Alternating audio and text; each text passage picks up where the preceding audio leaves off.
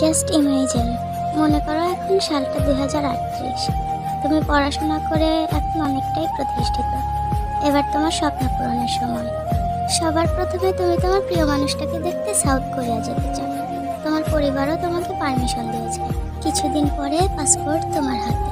তুমি বিশ্বাসই করতে পারছো না যে তুমি সত্যিই কোরিয়া যাচ্ছ। তার কিছুদিন পরে তোমার ফ্লাইট হয়ে গেছে। তুমি এখন প্লেনে বসে আছো। তোমার মনে অনেক স্বপ্ন, অনেক অনেক স্বপ্ন নিয়ে তুমি যাচ্ছ। কিছু ঘন্টা পরে তুমি ফাইনালি সাউথ কোরিয়া চলে আসো।